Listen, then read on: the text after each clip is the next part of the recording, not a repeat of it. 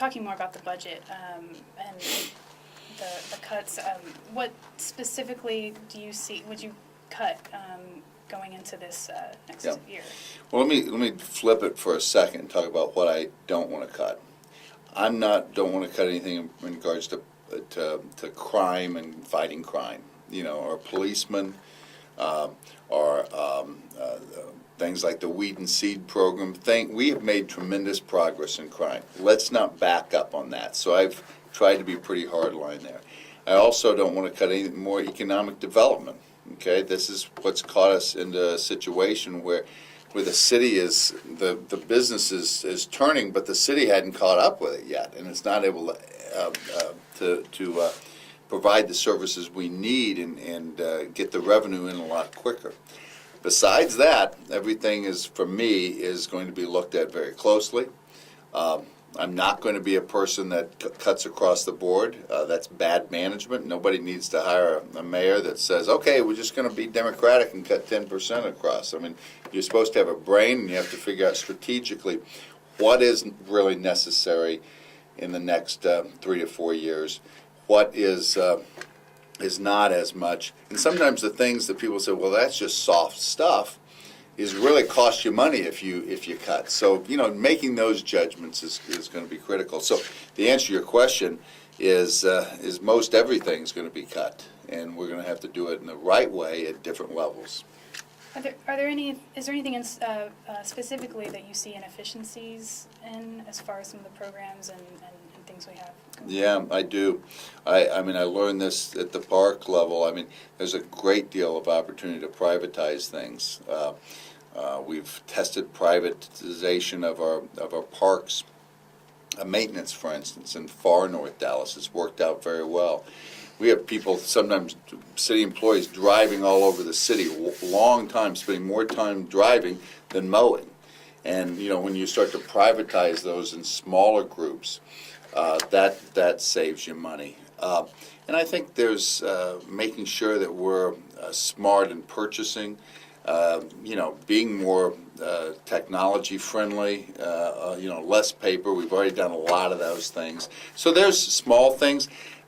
I'm confident that the city manager and her assistant city managers will work through some of those small things. What they're going to need our help with is the strategic issues that we face. And so they've got to kind of show us those, what I call Sophie's choices that we're all going to make, that nobody wants to make, all right?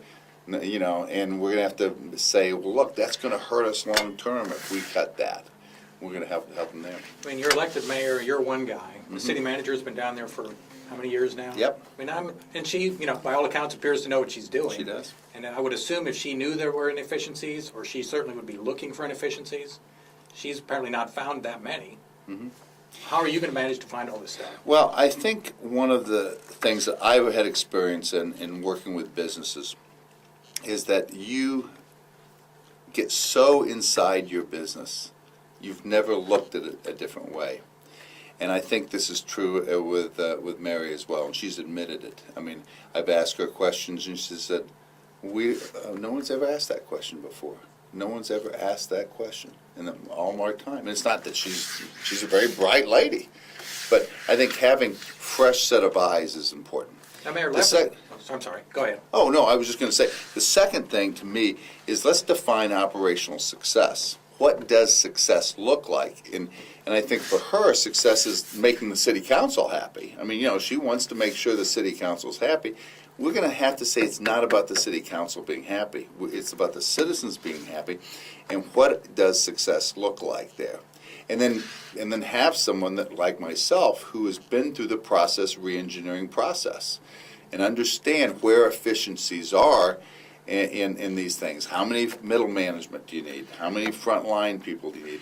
Those experiences, and being inside city government for a long time, I know this probably surprises a lot of folks, but usually government is not the most innovative and in kind of front moving forward with re-engineering, things like that. So I think we can help her through that, and I'm looking forward to partnering with her.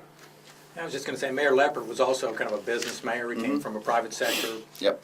You're going to find a bunch of stuff he didn't find then in the 4 years he was there? You know, our objectives might be a little different. Tom and I are different people. He was very smart.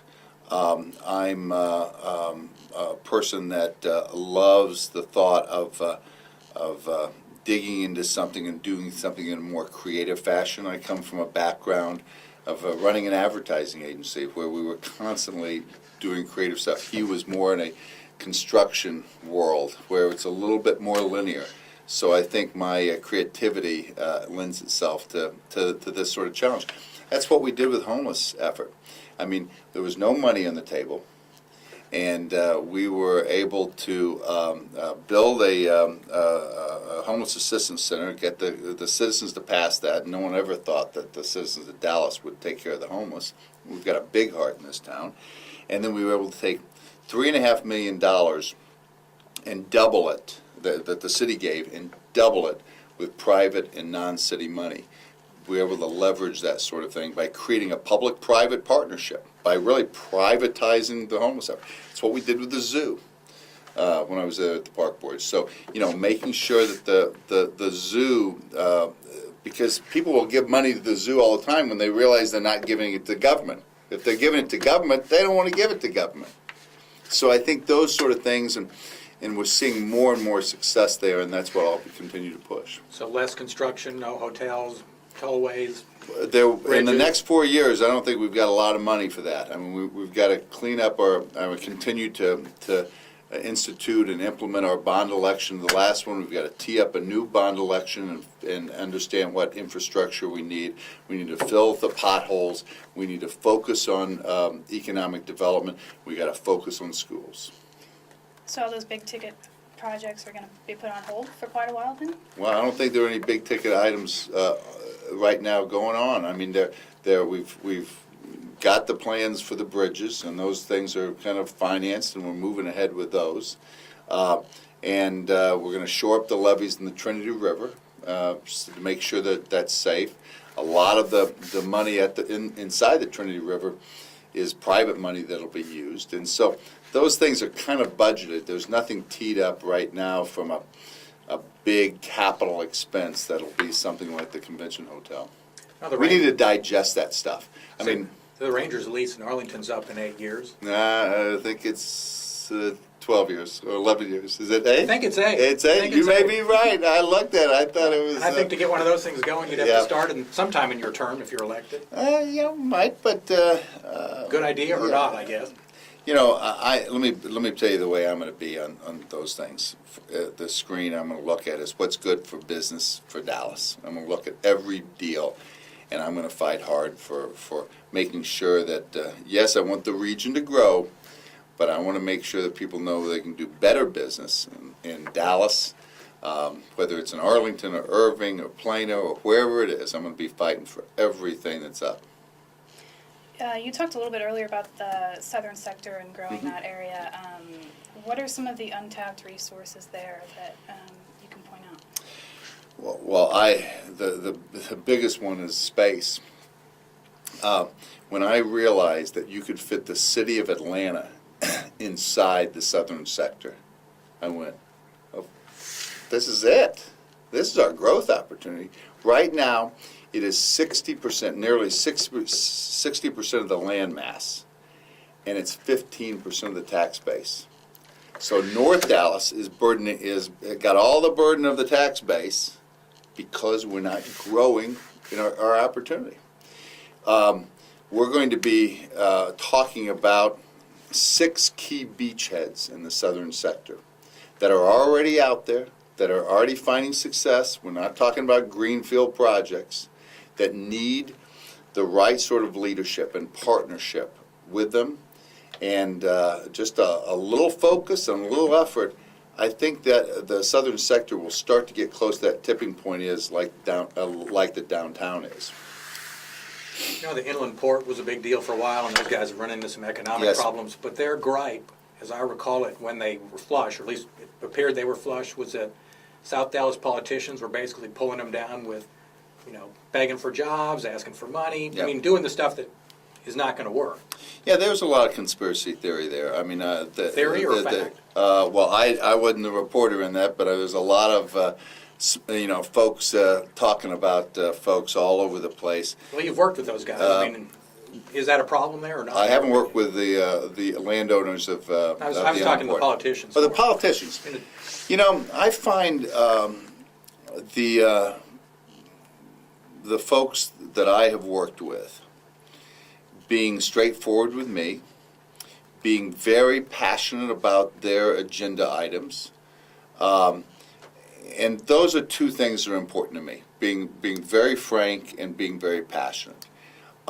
They have not seen plans that have truly come to pass. There's been a lot of talk and not much action. I mean, even the inland port, the guy you were talking about he went bankrupt. Okay, he's in bankruptcy now.